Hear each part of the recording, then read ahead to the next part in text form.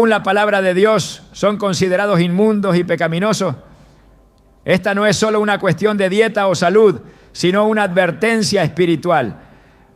En Levítico 11, 7-8, Dios declara: también el cerdo, porque tiene pezuña hendida, pero no rumia, será inmundo para vosotros. De la carne de ellos no comeréis, ni tocaréis sus cadáveres, los tendréis por inmundos. Este mandato no era meramente ceremonial, sino una expresión del deseo de Dios de apartar a su pueblo para vivir en santidad, incluso en lo que comen. Hoy veremos cómo el desconocimiento de estos principios puede llevarnos a violar su voluntad sin saberlo. Te mostraremos cómo identificar estos alimentos, entender su significado espiritual y vivir conforme a los principios divinos. ¿Estás listo para entender lo que Dios tiene reservado para ti, incluso en algo tan cotidiano como tu alimentación? Desde el principio de los tiempos, la alimentación no fue una elección meramente biológica. En la creación misma, Dios estableció lo que el ser humano podía y no podía comer, delineando límites no solo físicos, sino profundamente espirituales. En el huerto del Edén, la caída no vino a través de un acto de violencia ni de idolatría manifiesta, sino a través de la desobediencia relacionada con un alimento. Génesis 2, 16-17 nos dice: y mandó Jehová Dios al hombre, diciendo: de todo árbol del huerto podrás comer, mas del árbol del conocimiento del bien y del mal no comerás, porque el día que de él comieres, ciertamente morirás. La primera instrucción de Dios relacionada al hombre fue alimenticia, y la primera transgresión también lo fue. Este detalle no puede ni debe pasar desapercibido. El acto de comer entonces nunca ha sido algo neutral. Lo que ingerimos tiene un impacto directo en nuestra comunión con Dios, en nuestro discernimiento espiritual y en la pureza del templo que es nuestro cuerpo. A través de las Escrituras se revela que la comida no solo sustenta el cuerpo, sino que tiene el poder de santificar o contaminar. Es por eso que en el Antiguo Testamento Dios no dejó a su pueblo sin dirección. No les dio libertad para decidir por sí mismos qué podían consumir. Les entregó normas claras, precisas, detalladas, porque sabía que la comida mal elegida podría abrir puertas espirituales a la impureza, la rebelión y la idolatría.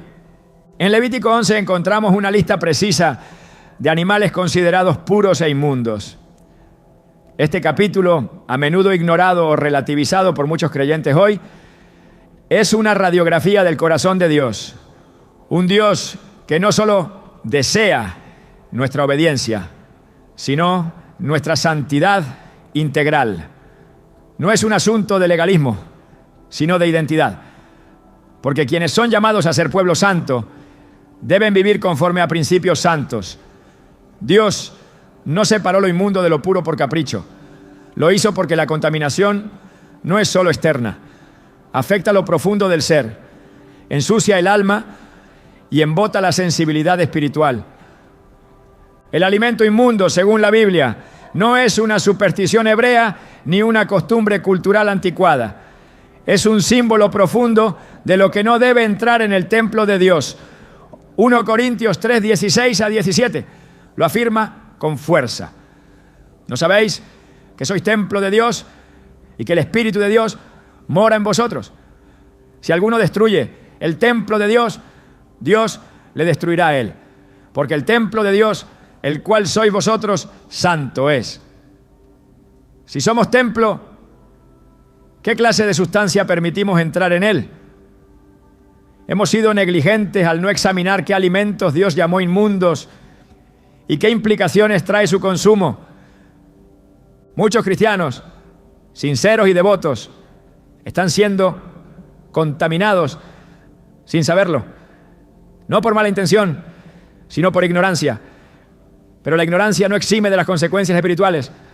Oseas 4:6 declara: mi pueblo fue destruido porque le faltó conocimiento. La falta de enseñanza sobre este tema ha dejado a muchos expuestos a la contaminación espiritual. No se trata de religión ni de normas impuestas por hombres, sino de mandamientos establecidos por el mismo Dios para el bien del cuerpo y del alma. Porque Dios no manda por imponer, manda por amor. Si consideramos la historia del pueblo de Israel, vemos que su identidad como nación separada de los demás pueblos estaba marcada también por lo que comían. Su dieta era un testimonio público de su consagración. Mientras las naciones vecinas ofrecían animales inmundos en sacrificios a ídolos y comían sin distinción alguna, el pueblo de Dios era llamado a ser diferente. Esta diferencia no era un castigo, sino una protección. El cerdo, por ejemplo, es uno de los alimentos más señalados en la Escritura como inmundo. En Levítico 11, 7 a 8 leemos: también el cerdo, porque tiene pezuña hendida, pero no rumia, será inmundo para vosotros. De la carne de ellos no comeréis, ni tocaréis sus cadáveres. Los tendréis por inmundos. Y sin embargo, ¿cuántos cristianos hoy consumen carne de cerdo sin pensar? ¿Cuántos lo ven como una simple comida y no como una violación directa de lo que Dios ha establecido como impuro? No es coincidencia que en culturas donde el conocimiento bíblico ha sido más profundo, el consumo de cerdo haya sido evitado durante siglos. Dios no dio estas instrucciones solo para los israelitas de aquel tiempo. El principio espiritual detrás de estas leyes es eterno. Lo que es inmundo no debe ser parte del cuerpo de aquellos que han sido santificados. El alimento inmundo puede no parecer peligroso a simple vista, puede oler bien, tener buen sabor, ser atractivo al paladar, pero así fue también el fruto prohibido en el Edén. Génesis 3:6 nos dice: y vio la mujer que el árbol era bueno para comer y que era agradable a los ojos y árbol codiciable para alcanzar la sabiduría, y tomó de su fruto y comió, y dio también a su marido, el cual comió así como ella. El pecado muchas veces entra disfrazado de algo deseable, pero lo que lo hace pecado no es su apariencia, sino la transgresión del mandamiento de Dios. Comer lo que Dios ha declarado inmundo, por más sabroso que parezca, es aún una forma de desobediencia. A lo largo de la Biblia, Dios asocia la comida con consagración. El ayuno, por ejemplo, es un acto de negación física que tiene un profundo efecto espiritual. Si el abstenerse de ciertos alimentos tiene poder para acercarnos a Dios, ¿no tendrá también un efecto contrario el ingerir lo que Él ha prohibido? En Daniel 1:8 encontramos a un joven hebreo en tierra extranjera que decide no contaminarse con la comida del rey. Dice el texto: y Daniel propuso en su corazón no contaminarse con la porción de la comida del rey. ¿Por qué hablar de contaminación? Porque Daniel sabía que no todo alimento es neutro. Algunos alimentos llevan consigo una carga espiritual. Hoy vivimos en una época en la que la comida se ha desconectado del altar, se come por impulso, por placer, por tradición cultural, sin meditar si aquello honra a Dios. Pero el llamado sigue siendo el mismo: vivir una vida apartada. Romanos 12:1 nos exhorta: así que, hermanos, os ruego por las misericordias de Dios que presentéis vuestros cuerpos en sacrificio vivo, santo, agradable a Dios, que es vuestro culto racional. Nuestro cuerpo, incluyendo lo que entra por la boca, debe ser presentado a Dios como algo santo. Si Él dice que algo es inmundo, no tenemos derecho a contradecirlo con nuestro apetito. En el tiempo de los profetas, Dios reprendió a su pueblo no solo por idolatría y violencia, sino por su rebelión alimentaria. En Isaías 65, 3 a 4, el Señor dice: pueblo que en mi rostro me provoca de continua ira, sacrificando en huertos y quemando incienso sobre ladrillo, que se quedan en los sepulcros y pasan la noche en lugares escondidos, que comen carne de cerdo y en sus ollas hay caldo de cosas inmundas. Aquí no se habla solo de lo que hacían, sino de lo que comían como una señal de su corrupción espiritual. Comer carne de cerdo era, en este contexto, una provocación abierta contra la santidad de Dios. Hoy, lamentablemente, la mayoría de los creyentes no ha sido enseñada sobre esto. Se ha predicado un evangelio despojado de reverencia, donde el amor de Dios es real, pero su santidad es minimizada. Pero Dios no ha cambiado. Hebreos 13:8 afirma: Jesucristo es el mismo ayer, hoy y por los siglos. Y si Cristo no ha cambiado, tampoco han cambiado los principios que rigen su reino. No podemos pretender vivir bajo su cobertura, ignorando sus instrucciones. Comer lo que Él ha llamado inmundo, sin siquiera detenernos a preguntar si le agrada o no, es un acto de desconexión espiritual. Cuando Jesús fue tentado en el desierto, su respuesta no fue una reacción emocional, fue una afirmación de principios eternos. En Mateo 4:4 dijo: escrito está, no solo de pan vivirá el hombre, sino de toda palabra que sale de la boca de Dios. Es decir, el alimento no es suficiente si no está alineado con la palabra. Comer bien en lo físico, pero ignorar lo que Dios ha dicho sobre lo inmundo, es como alimentarse con pan, pero sin palabra. Y eso, espiritualmente, es muerte. Este mensaje no pretende condenar, sino despertar. No busca juzgar, sino abrir los ojos a una verdad que ha sido ignorada por generaciones. Dios no está interesado únicamente en nuestro espíritu, está interesado en todo nuestro ser, en lo que pensamos, en lo que hablamos, en cómo vivimos y también en lo que comemos, porque el alimento que consumimos forma parte de nuestra entrega total. Si queremos vivir una vida de obediencia radical, de santidad visible, de poder espiritual, debemos comenzar por revisar incluso lo que hay en nuestro plato. No es suficiente con decir yo amo a Dios. Jesús dijo en Juan 14:15, si me amáis, guardad mis mandamientos. Y entre esos mandamientos están también las instrucciones sobre lo puro y lo inmundo. No son una carga, son una invitación a vivir en plenitud, porque todo lo que Dios prohíbe lo hace por nuestro bien. El alimento inmundo no solo daña el cuerpo, sino que contamina el alma, embota el discernimiento, apaga la sensibilidad al espíritu. Hoy más que nunca necesitamos volver a los principios, no a las costumbres humanas, no, sino a lo que Dios ha dicho desde el principio. Porque todo en la vida del creyente, desde sus pensamientos hasta su alimentación, debe estar alineado con la santidad de Dios. Comer no es un acto casual, es una expresión de obediencia o de indiferencia.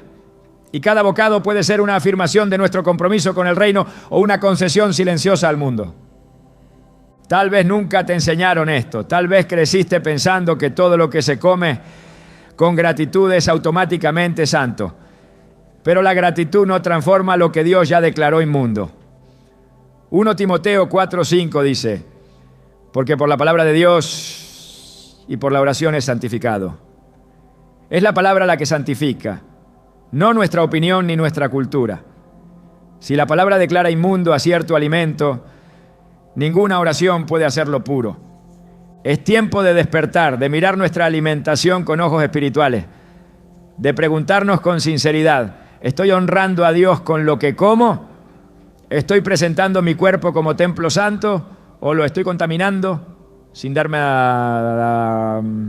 cuenta? Esta no es una cuestión legalista, es una cuestión de amor, porque quien ama, obedece, y quien obedece, glorifica a Dios en todo, incluso en lo que hay sobre su mesa. Muchos cristianos creen que están caminando en obediencia, sin saber que hay áreas en su vida donde el pecado se ha infiltrado con un rostro familiar. No siempre lo inmundo se presenta como algo grotesco o repulsivo. A veces llega disfrazado de costumbre, de tradición, de herencia cultural. Y cuando el corazón no está entrenado en discernir, se acepta lo impuro como si fuera aceptable ante los ojos de Dios. El enemigo no necesita lanzar ataques espectaculares. Si puede seducir al creyente a través de lo cotidiano, esa es una de las estrategias más efectivas. Introducir el pecado a través de lo que parece normal. Jesús fue claro al advertir que en los últimos tiempos muchos serían engañados. En Mateo 24:4 dijo: mirad que nadie os engañe. Este engaño no siempre toma la forma de doctrinas falsas evidentes. A menudo el engaño se introduce a través de prácticas que parecen inofensivas, pero que contradicen la santidad que Dios exige. Cuando el corazón ya no se alarma ante lo que Dios llama impuro, es señal de que la conciencia ha sido adormecida, y en ese estado el alma comienza a nutrirse no solo con lo que daña el cuerpo, sino con lo que contamina el espíritu. El pueblo de Israel cayó repetidas veces en este tipo de error. Lo que comenzó como pequeñas concesiones terminó alejándolos por completo de la voluntad de Dios. En Ezequiel 22:26, el Señor reprende diciendo: sus sacerdotes violaron mi ley y contaminaron mis cosas santas. Entre lo santo y lo profano no hicieron diferencia, ni distinguieron entre inmundo y limpio. Y de mis días de reposo apartaron sus ojos, y yo he sido profanado en medio de ellos. Cuando no se distingue lo limpio de lo inmundo, lo santo de lo profano, se pierde la capacidad de honrar a Dios verdaderamente. En la actualidad, muchos creyentes consumen alimentos que Dios claramente ha declarado inmundos, y lo hacen sin conciencia ni arrepentimiento. No porque deseen rebelarse, sino porque han sido enseñados que eso ya no importa, que fue parte de una ley antigua que carece de valor. Pero lo que Dios declaró inmundo nunca fue solo una cuestión dietética, fue un reflejo de su santidad. El problema no es solo lo que se come, sino lo que representa.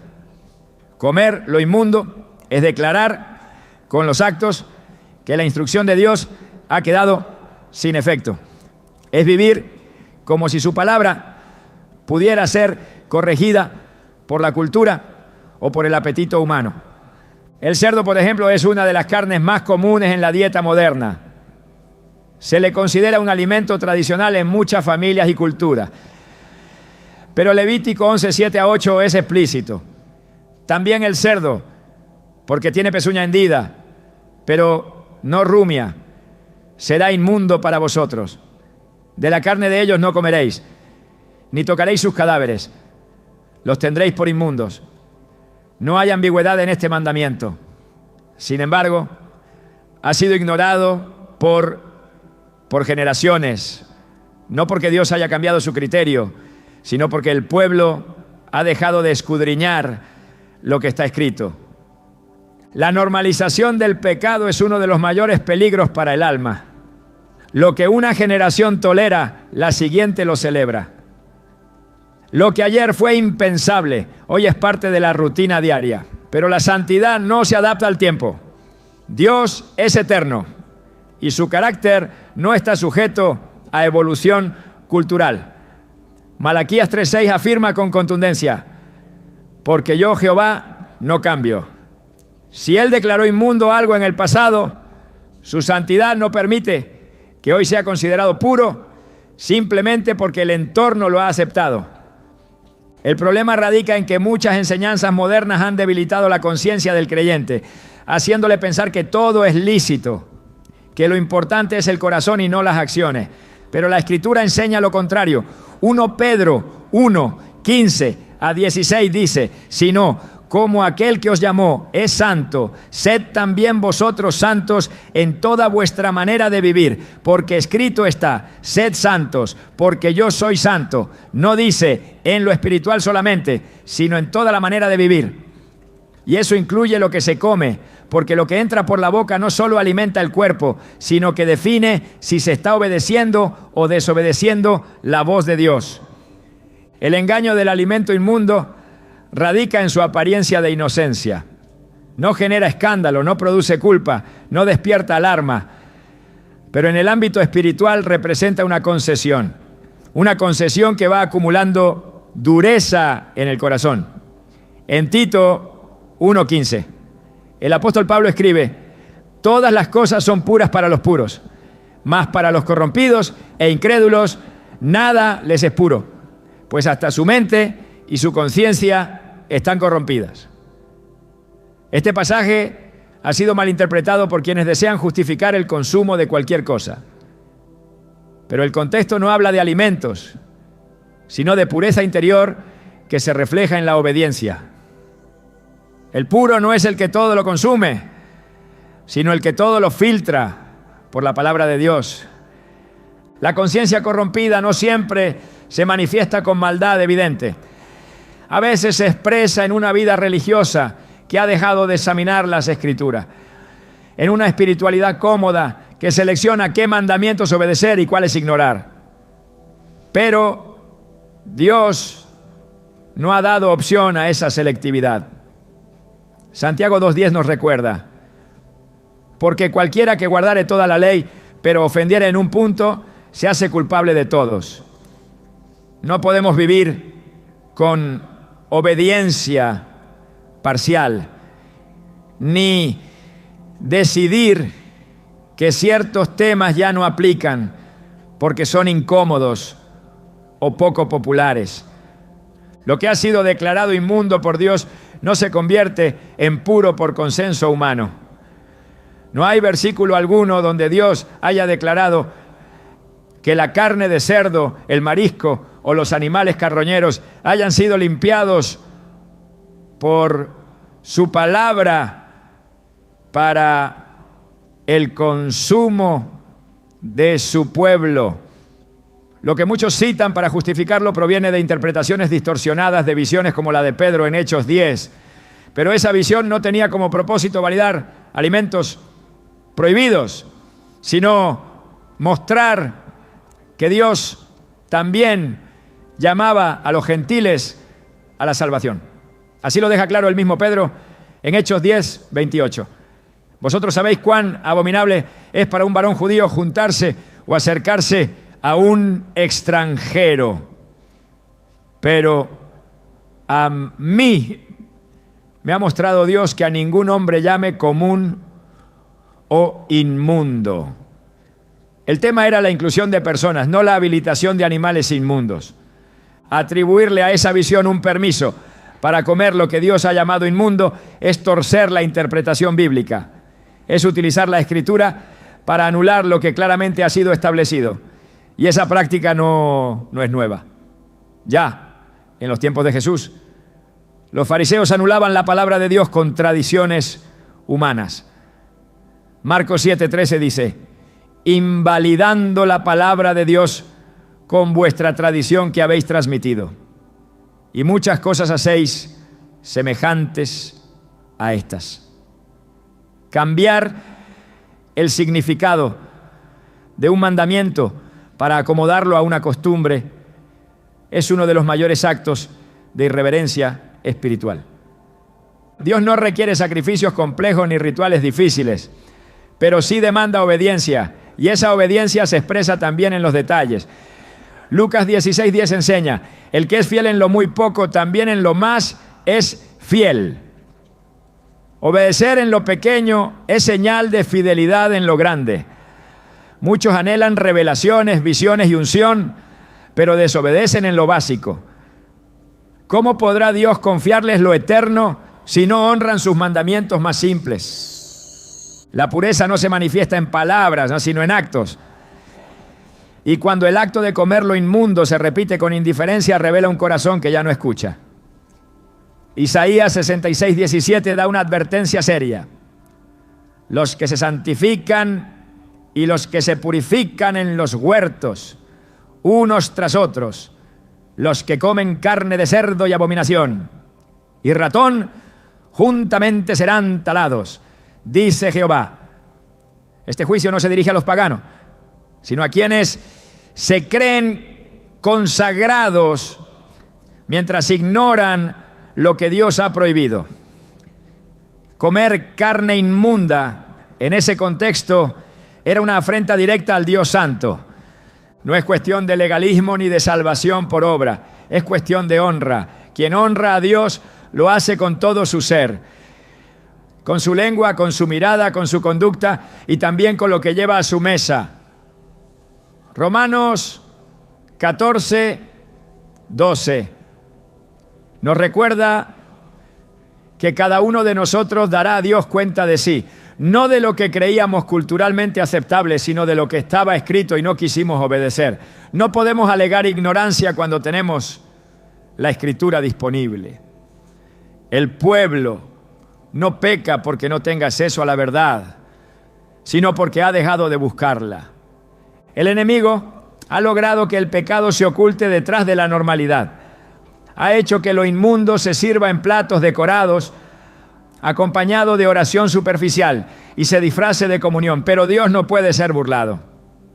Gálatas 6:7 declara: no os engañéis, Dios no puede ser burlado, pues todo lo que el hombre sembrare, eso también segará. Si sembramos desobediencia, incluso en lo que comemos, también segaremos consecuencias. No porque Dios quiera castigarnos, sino porque toda transgresión rompe la armonía espiritual que Él diseñó. El llamado no es a vivir con temor, sino con reverencia, a examinar cada parte de la vida a la luz de la palabra, a preguntarnos no qué permite la cultura, sino qué demanda el reino. Comer con gratitud no es suficiente si no se come también con obediencia.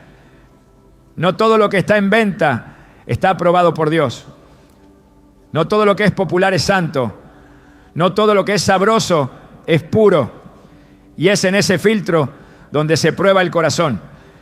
Este es el tiempo de restaurar la línea entre lo limpio y lo inmundo, de dejar de llamar bueno a lo que Dios ha llamado malo, de volver al temor del Señor, que es el principio de la sabiduría.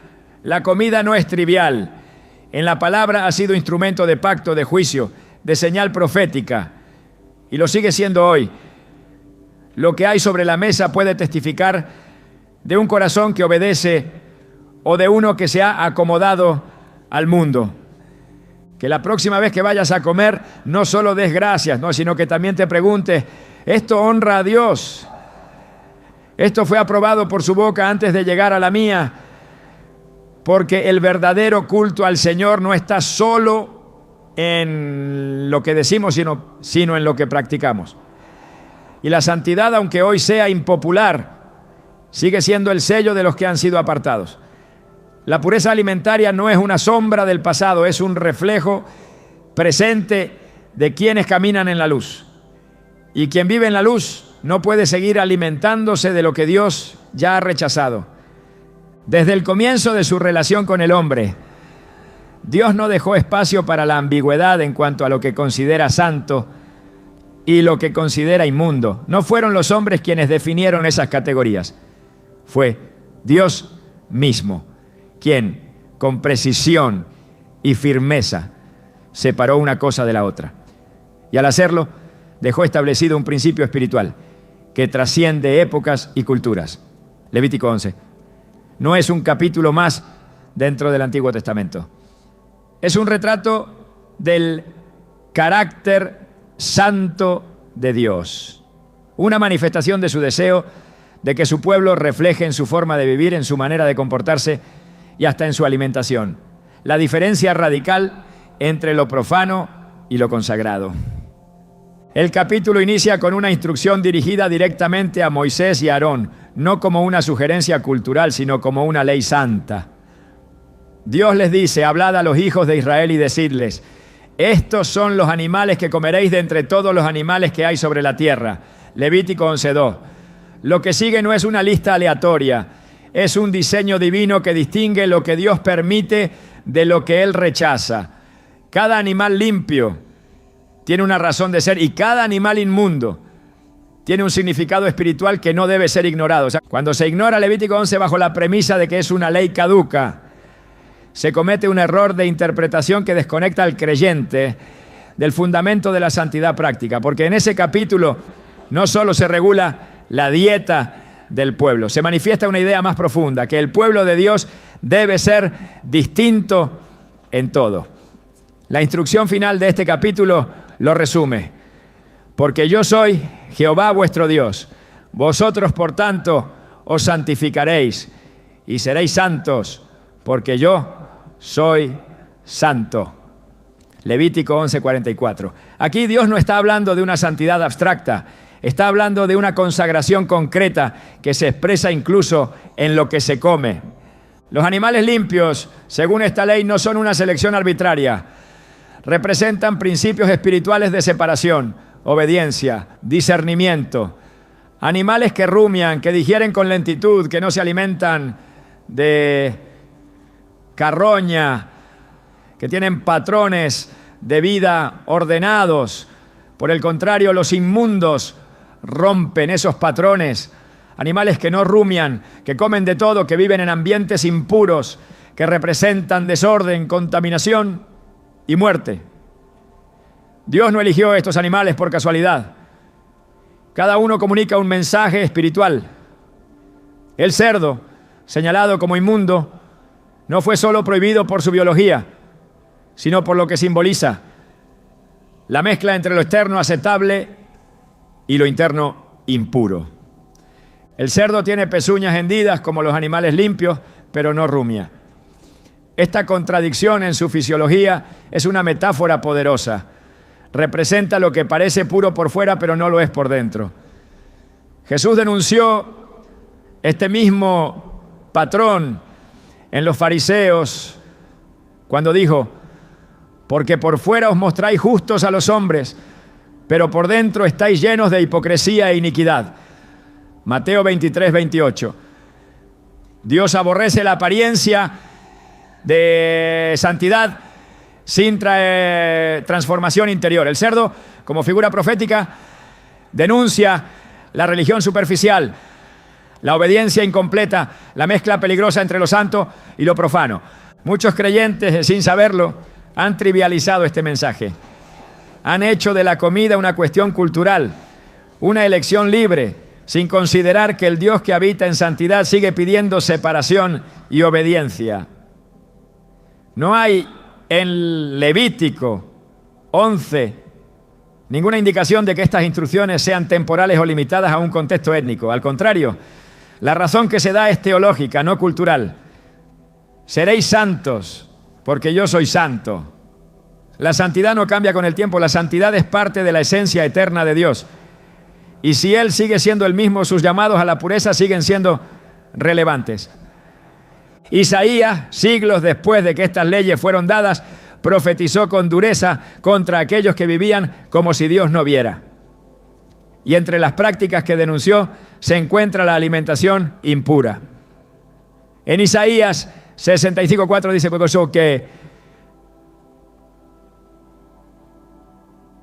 que comen carne de cerdo y en sus ollas hay caldo de cosas inmundas. Esta no es una crítica dietética, es una condena espiritual, porque al comer lo inmundo el pueblo estaba deshonrando el pacto, despreciando la santidad, desobedeciendo al Dios que los había separado para sí. Esta idea se refuerza también en Isaías 66:17, cuando el profeta habla del juicio final. Los que se santifican y los que se purifican en los huertos, unos tras otros, los que comen carne de cerdo y abominación y ratón, juntamente serán talados, dice Jehová. Dios no está mirando solamente lo que se hace en el templo, está mirando también lo que se hace en la mesa, porque en el reino no hay separación entre lo espiritual y lo cotidiano. Todo está bajo la mirada de aquel que lo ve todo. Algunos han tratado de invalidar estas leyes argumentando que eran solo sombras de lo que había de venir. Pero esa interpretación no resiste un análisis serio de la Escritura. Cuando el apóstol Pedro tuvo la visión del lienzo que descendía del cielo con animales inmundos y escuchó una voz que le decía: levántate, Pedro, mata y come. Hechos 10:13. No estaba recibiendo una nueva dieta, estaba recibiendo una revelación sobre la inclusión de los gentiles en el plan de salvación. Él mismo lo interpreta así en Hechos 10:28. A mí me ha mostrado Dios que a ningún hombre llame común o inmundo. Esa visión no tenía como propósito redefinir las leyes alimentarias. De hecho, Pedro, siendo un apóstol lleno del Espíritu Santo, respondió con firmeza: Señor, no, porque ninguna cosa común o inmunda he comido jamás. Hechos 10:14. Si Pedro, años después de la resurrección de Cristo, seguía observando las leyes alimentarias, ¿con qué autoridad podrían ser descartadas por los cristianos modernos? La fidelidad de Pedro revela que la santidad no había sido anulada, sino profundizada. Pablo, por su parte, habló de la libertad cristiana, pero nunca la presentó como una licencia para violar lo que Dios ha establecido como inmundo. En 1 Corintios 8, al hablar de los alimentos ofrecidos a los ídolos, hace una distinción clara entre lo que es idolatría y lo que es desobediencia. En ninguna parte de sus cartas se encuentra un permiso explícito para consumir lo que Dios ha declarado impuro. Porque para Pablo, como para todos los apóstoles, la obediencia no era una opción, era la evidencia de una fe viva. El argumento de que todo lo que se recibe con acción de gracias es puro ha sido mal utilizado. 1 Timoteo 4:4-5 dice: porque todo lo que Dios creó es bueno y nada es de desecharse si se toma con acción de gracias. Porque por la palabra de Dios y por la oración es santificado. Lo clave aquí es que el alimento debe ser santificado por la palabra de Dios. Y la palabra ya ha dicho qué es puro y qué no lo es. No todo lo que existe ha sido declarado limpio, solo lo que está dentro del marco que Dios estableció. Dar gracias no convierte lo inmundo en santo. La santificación viene primero por lo que Dios ya ha dicho en su palabra. El mandato de no comer animales inmundos no es una carga, es una protección, es una manifestación del amor de un Dios que conoce la profundidad de las consecuencias espirituales de cada decisión. El cuerpo no fue diseñado para consumir lo que Él ha prohibido. El alma no fue creada para prosperar en desobediencia. Y el espíritu no se manifiesta con plenitud en templos contaminados. Comer lo inmundo no es un tema biológico, es un acto espiritual con implicaciones eternas. En Apocalipsis 21:27 se afirma que no entrará en ella ninguna cosa inmunda o que hace abominación y mentira. La nueva Jerusalén no será habitada por lo que es común ni profano. Será el lugar donde mora la santidad absoluta.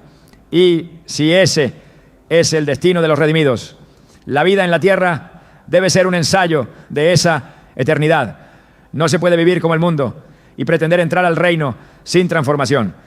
Y esa transformación incluye cada área, incluso lo que se permite entrar por la boca. El llamado es claro. Dios sigue hablando, sigue separando lo santo de lo profano, sigue exigiendo obediencia en lo que se come, en lo que se toca, en lo que se aprueba. La comida que muchos consumen sin saber que es pecado ha sido señalada por Dios, no para limitar, sino para proteger, no para esclavizar, sino para liberar. Porque lo que el mundo llama libertad, Dios lo llama contaminación. Y lo que Dios llama pureza, el mundo lo llama innecesario. Pero solo la palabra tiene la autoridad final. Quien anhela agradar a Dios debe volver a Levítico 11 no como un documento arcaico, sino como una hoja de ruta para una vida de santidad práctica. Cada línea de ese capítulo contiene el susurro de un padre que desea lo mejor para sus hijos, que quiere que ellos no solo lo adoren con palabras, sino también con acciones, que los llama a ser diferentes, no por orgullo, sino por propósito. Porque el mundo necesita ver que hay una manera distinta de vivir, de comer, de obedecer. En un tiempo donde la mezcla ha invadido incluso los altares, la separación se convierte en un acto de guerra espiritual. Volver a las leyes de pureza es levantar una bandera de fidelidad. Es decirle al mundo que el pueblo de Dios no se rige por el gusto, sino por la palabra. Que la santidad no es opcional, es esencial.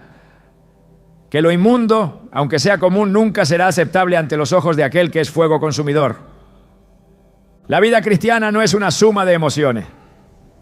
Es una entrega total, y esa entrega se prueba en lo cotidiano, en lo que se decide comer, en lo que se acepta como parte del estilo de vida. Porque la obediencia no se mide por intenciones, sino por actos concretos. Y cada acto, por pequeño que parezca, revela si el corazón está verdaderamente rendido a Dios. Quien ama la verdad no busca excusas para desobedecer, busca razones para agradar. Y el que quiere agradar a Dios debe reconocer que su palabra no ha pasado, que sus instrucciones no fueron dadas en vano, que lo inmundo sigue siendo inmundo y que la santidad, aunque despreciada por muchos, sigue siendo el estándar del reino. Porque sin santidad nadie verá al Señor. Y esa santidad comienza en el altar, pero también se refleja en el plato. Cuando Jesús caminó entre los hombres, no vino a deshacer lo que el Padre había establecido, sino a cumplirlo con perfección absoluta. Muchos han interpretado erróneamente sus enseñanzas, creyendo que al hablar de libertad y gracia, eliminó las instrucciones dadas por Dios en la ley. Pero el mismo Jesús lo dejó claro en palabras que no admiten ambigüedad. En Mateo 5:17 dijo: no penséis que he venido para abrogar la ley o los profetas. No he venido para abrogar, sino para cumplir. Esta declaración debería ser suficiente para frenar cualquier intento de desligar la obediencia práctica de la revelación que ya había sido dada. La palabra cumplir usada por el Señor no significa anular, sino llevar a plenitud, revelar su sentido más profundo, restaurar lo que había sido distorsionado por interpretaciones humanas. Jesús vino a corregir la religiosidad vacía, no a invalidar los principios eternos de santidad. Vino a confrontar a quienes vivían bajo reglas sin entendimiento, pero no para desechar lo que Dios había hablado, sino para mostrar el verdadero corazón de sus mandamientos. En este contexto no puede sostenerse la idea de que Jesús declaró puros los alimentos que el Padre había declarado inmundos. Tal afirmación contradice tanto la letra como el espíritu de sus palabras. Uno de los pasajes más malinterpretados en este sentido es Marcos 7. En ese capítulo Jesús reprende a los fariseos por su hipocresía, al aferrarse a tradiciones humanas que anulaban los mandamientos divinos. La discusión no giraba en torno a qué alimentos eran puros o impuros, sino sobre el ritual de lavarse las manos antes de comer. Los fariseos enseñaban que no lavarse las manos antes de comer contaminaba al hombre, pero Jesús respondió enseñando que la verdadera impureza proviene del corazón. Marcos 7:15 lo resume así: nada hay fuera del hombre que entrando en él pueda contaminarle, pero lo que sale de él, eso es lo que contamina al hombre. Este pasaje no autoriza el consumo de alimentos inmundos. Jesús está hablando de la impureza moral, no de las leyes alimentarias dadas por Dios. De hecho, si el propósito de sus palabras hubiese sido declarar puros todos los alimentos, estaríamos ante una contradicción directa con el testimonio bíblico del propio Jesús, quien nunca comió animales inmundos ni enseñó a otros a hacerlo. Siendo un judío observante, sujeto a la ley, Jesús vivió bajo los preceptos del Padre sin infringir ninguno. Hebreos 4:15 afirma que fue tentado en todo, pero sin pecado. Y el pecado, según 1 Juan 3:4, es transgresión de la ley. Si Jesús hubiese transgredido la ley alimentaria, habría pecado y su sacrificio habría sido inválido. Pero no lo hizo. Vivió en perfecta obediencia. Lo que realmente combatía a Jesús era el legalismo sin discernimiento. Enseñó que no era la comida en sí misma lo que hacía santo o profano al hombre, sino la intención del corazón. Pero eso no equivale a declarar limpio lo que Dios había declarado inmundo. El punto de Jesús era mostrar que el pecado no se origina en las normas externas, sino en la corrupción interna. Por eso habló del robo, del adulterio, del orgullo, de la envidia, de las maldades que surgen del corazón como la verdadera fuente de contaminación. No enseñó que el cerdo fuese ahora puro. Enseñó que lavarse las manos ritualmente no limpiaba un corazón impuro. Y en esa distinción restauró la visión espiritual que los fariseos habían perdido. Algunos argumentan que al traer el nuevo pacto, Jesús eliminó las normas del antiguo, pero él mismo usó la imagen del vino nuevo y los odres viejos para enseñar que lo nuevo no destruye lo antiguo, sino que lo trasciende. El nuevo pacto no elimina la obediencia, la profundiza, no desecha la ley, la inscribe en el corazón. Jeremías 31:33 profetizó: pondré mi ley en su mente y la escribiré en su corazón, y yo seré su Dios, y ellos serán mi pueblo. La ley no es abolida, es internalizada. Ya no se vive por imposición externa, sino por convicción interna, pero sigue siendo la misma ley santa que Dios estableció desde el principio. Jesús no dejó espacio para relativismos. En Mateo 5:18 añadió: porque de cierto os digo que hasta que pasen el cielo y la tierra, ni una jota ni una tilde pasará de la ley hasta que todo se haya cumplido. La creación sigue existiendo y por tanto también la validez de lo que Dios ha dicho. Nada ha pasado, nada ha caducado. La distinción entre lo puro y lo inmundo permanece vigente en el reino del Padre. Y quienes forman parte de ese reino no tienen la libertad de redefinir lo que Dios ha separado con intención divina. La coherencia entre la vida y la enseñanza de Jesús se refleja también en su respeto por la pureza del templo. Nunca introdujo en el altar lo que el Padre había declarado impuro. Cuando purificó el templo no fue para hacerlo más abierto, área a práctica foránea, sino para restaurar su santidad. Juan 2:16 lo registra diciendo: quitad de aquí esto y no hagáis de la casa de mi Padre casa de mercado. Este celo por la santidad del templo físico es una sombra de su celo por el templo espiritual que es cada creyente. Si el cuerpo es templo del Espíritu Santo, como enseña 1 Corintios 6:19, entonces la pureza que se espera de ese templo es mayor, no menor, que la del edificio físico. No se puede hablar de un Jesús que eleva el estándar espiritual mientras se permite la entrada de impureza por la puerta de la boca. La lógica del reino nunca ha sido permisiva. Siempre ha sido una lógica de rendición total. Quien pierde su vida por causa del evangelio la hallará. Quien se niega a sí mismo encontrará vida verdadera. Esa rendición incluye incluso las áreas que el mundo considera irrelevantes, como la comida, porque en el reino todo tiene valor. Cada elección revela si el corazón está sometido o no. Y Jesús no enseñó un evangelio de conveniencia, sino de cruz. No llamó a sus discípulos a hacer lo que les pareciera bien, sino a negarse a sí mismos, tomar su cruz y seguirle. Cuando el apóstol Pablo escribió sobre la libertad en Cristo, jamás insinuó que esa libertad fuese un permiso para ignorar los principios de Dios. En Romanos 3:31 lo dejó en claro. Luego, por la fe, invalidamos la ley en ninguna manera, sino que confirmamos la ley. La fe no elimina la obediencia, la valida, la potencia, la hace fruto de una relación viva con Dios. La libertad no es una excusa para comer lo que Dios ha declarado inmundo. Es una oportunidad para obedecer desde el corazón, no por miedo, sino por amor.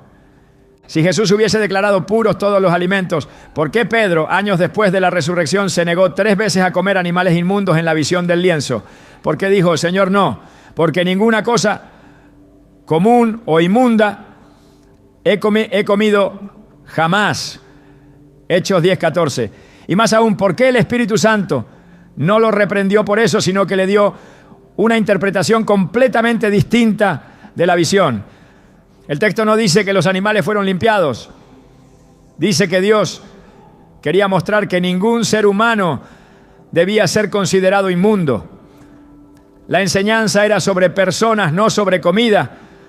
Usar esa visión para justificar el consumo de alimentos inmundos es aplicar una parábola espiritual a un contexto físico que no le corresponde.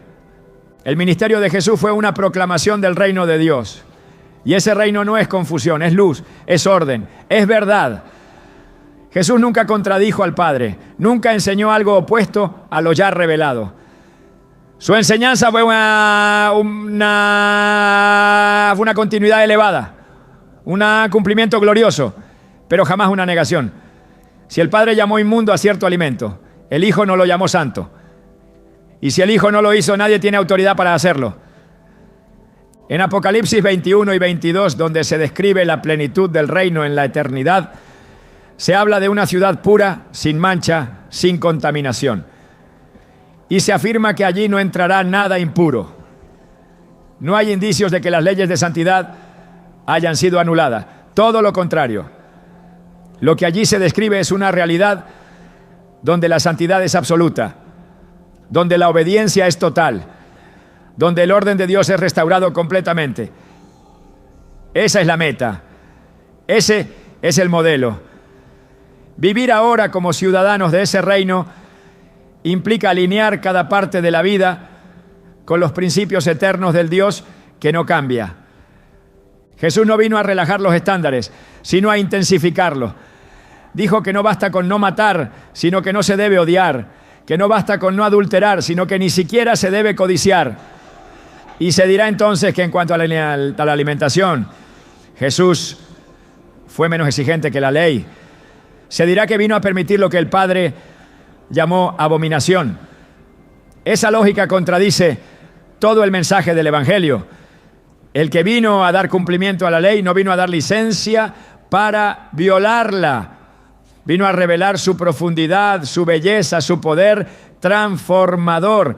Cada palabra de Jesús refleja su compromiso con el reino. No dejó espacio para una espiritualidad superficial ni para una obediencia selectiva. El que le sigue debe seguirle en todo. Y eso incluye comer con conciencia, discerniendo entre lo limpio y lo inmundo, no según la cultura ni el gusto, sino según la palabra. No se puede caminar en santidad si se ignora lo que Dios ha llamado santo. No se puede amar al Hijo y rechazar las instrucciones del Padre. Jesús mismo dijo, el que me ama mi palabra guardará. Juan 14:23. Y su palabra nunca contradijo la del Padre. Por eso quien desea caminar como Él caminó, debe ordenar también su alimentación según lo que está escrito. En este tiempo donde todo es relativizado, la obediencia sigue siendo el distintivo de los que aman a Dios. Jesús no vino a permitirlo todo, vino a llamar a una vida rendida. Y esa vida rendida se expresa también en lo que se come. El alimento no es una cuestión secular, es una puerta espiritual. Y quien desea vivir bajo la cobertura del reino debe cerrar toda puerta a la impureza, aun la que se presenta servida en un plato. La voz de Jesús sigue resonando con claridad. El que tenga oídos para oír, oiga. La decisión de obedecer no se toma por emoción, se toma por revelación. Y una vez revelada la verdad, no queda espacio para negociar. Si Él no abolió la ley, tampoco nosotros debemos hacerlo con nuestras costumbres.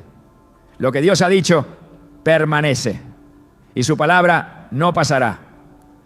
Cuando se habla de impureza, muchos piensan en lo visible, en lo evidente, en lo que escandaliza a simple vista. Pero la contaminación espiritual rara vez se manifiesta de manera burda. Generalmente opera de forma sutil, imperceptible, penetrando lentamente hasta adormecer la conciencia. La palabra enseña que la pureza no es solo un estado externo, sino una condición del alma que se refleja en la relación del creyente con la santidad de Dios. Comer lo que ha sido declarado inmundo no es una falta menor, es una infracción espiritual que afecta el discernimiento, debilita la sensibilidad del alma y oscurece la comunión con el Espíritu. En Isaías 59:2 se lee: pero vuestras iniquidades han hecho división entre vosotros y vuestro Dios, y vuestros pecados han hecho ocultar de vosotros su rostro para no oír. Esta separación no es producto de pecados evidentes solamente, sino de todo aquello que, siendo contrario a la voluntad revelada de Dios, se practica sin arrepentimiento. Cuando lo inmundo entra por la boca, algo se corrompe por dentro. No es un efecto inmediato en el cuerpo, es una perturbación progresiva en el espíritu. El hombre pierde la claridad, el alma deja de percibir con nitidez.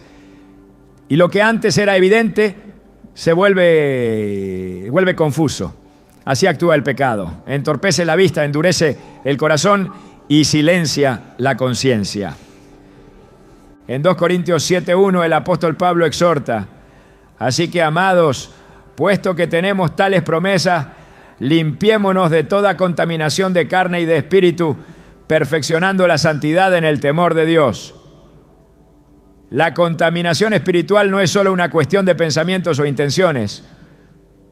También involucra actos que, aunque comunes en el mundo, son ofensivos ante Dios. Comer lo inmundo no es una práctica neutral, es una declaración silenciosa de indiferencia hacia lo que Dios ha llamado abominación. Y esa indiferencia es el inicio del enfriamiento espiritual. La Escritura afirma que el cuerpo es templo del Espíritu Santo. Un templo debe estar consagrado. No basta con que no haya pecado abierto. Debe haber orden, reverencia, limpieza, santidad. Lo inmundo contamina no solo el altar exterior, sino el interior, ese lugar donde mora la presencia de Dios. En Ezequiel 44:23 se establece que los sacerdotes deben enseñar a mi pueblo a hacer diferencia entre lo santo y lo profano, y les enseñarán a discernir entre lo limpio y lo no limpio. La función sacerdotal no ha cesado. Hoy, cada creyente es llamado a vivir en discernimiento. Y ese discernimiento se ve reflejado en decisiones como lo que entra por la boca. Porque lo que se tolera moldea el alma. Y lo que se ignora destruye en silencio. El llamado es a despertar, a no permitir que el alimento se convierta en instrumento de contaminación, sino en testimonio de obediencia. Porque quienes anhelan ver el rostro de Dios deben purificarse en todo. El altar de Dios no es un lugar cualquiera, es el espacio donde lo santo se encuentra con lo humano, donde la obediencia se convierte en aroma agradable y donde el corazón rendido presenta cada aspecto de su vida como ofrenda viva. Volver al altar no significa solo orar más o cantar con mayor fervor, significa revisar con seriedad todo aquello que se le ofrece a Dios, incluso lo que se lleva a la mesa. El llamado a la restauración comienza cuando el creyente entiende que cada parte de su vida tiene implicaciones espirituales y que su alimentación no está excluida del pacto de santidad. En Malaquías 1:7-8, Dios reprende a su pueblo por presentar ofrendas indignas. Ofrecéis sobre mi altar pan inmundo. Cuando ofrecéis el ciego para el sacrificio, ¿no es malo? Lo que se colocaba sobre el altar debía ser perfecto, sin defecto, sin corrupción. Y aunque ya no se ofrecen animales físicos, el cuerpo mismo del creyente ha sido declarado templo y su vida sacrificio espiritual. Romanos 12:1 lo establece con claridad. Presentad vuestros cuerpos en sacrificio vivo, santo, agradable a Dios, que es vuestro culto racional. No puede haber una vida de consagración genuina si lo que se presenta está contaminado. Restaurar el altar implica purificar la dieta, someter los hábitos a la luz de la palabra y abandonar prácticas que, aunque comunes, contradicen lo que Dios ha decretado como santo. El creyente que ha sido iluminado por la verdad no puede volver atrás con indiferencia. Hebreos 10:26 advierte: si pecaremos voluntariamente después de haber recibido el conocimiento de la verdad, ya no queda más sacrificio por los pecados. Cuando Dios revela algo, la única respuesta aceptable es la obediencia. Y esa obediencia debe ser completa, sin condiciones, sin excusas. Volver al diseño de Dios en la alimentación es un acto de fe, de reverencia y de alineación con su voluntad perfecta. Es reconocer que el alimento no es un asunto trivial, sino parte integral del testimonio espiritual de cada creyente. El retorno a una dieta que honra a Dios no es una carga, es una liberación. Es apartarse de la contaminación para abrir espacio a la presencia. Es eliminar lo que impide la sensibilidad espiritual para que el Espíritu Santo pueda operar con libertad. En 2 Timoteo 2:21 se declara: así que, si alguno se limpia de estas cosas, será instrumento para honra, santificado, útil al Señor y dispuesto para toda buena obra. Esa limpieza incluye también lo que se introduce al cuerpo, porque el que desea ser útil debe estar limpio y el que desea ser lleno debe estar vacío de lo que Dios aborrece. La restauración comienza en lo oculto, en decisiones pequeñas, en renuncias sinceras, y cuando el altar interior es purificado, la gloria vuelve a descender. Dios honra al que le honra, y quienes apartan su vida, su cuerpo y su mesa para Él, se convierten en testigos vivos de una santidad que transforma no solo lo externo, sino lo más profundo del ser. La verdadera prueba de amor a Dios no está solo en lo que se predica, sino en lo que se practica en lo secreto. Cuando nadie ve, cuando no hay un púlpito, cuando no hay una audiencia, lo que queda es la fidelidad genuina. Es en la intimidad de la vida cotidiana donde se revela si el corazón ha sido verdaderamente conquistado por el reino. La comida, ese acto tan común, se convierte entonces en un espejo espiritual. No por lo que representa al ojo del mundo, sino por lo que significa ante el Dios que pesa los corazones. La obediencia alimentaria no es una exigencia impuesta por una ley antigua, sino una respuesta de amor a una verdad revelada. Y ese amor, cuando es real, no busca atajos ni justificaciones.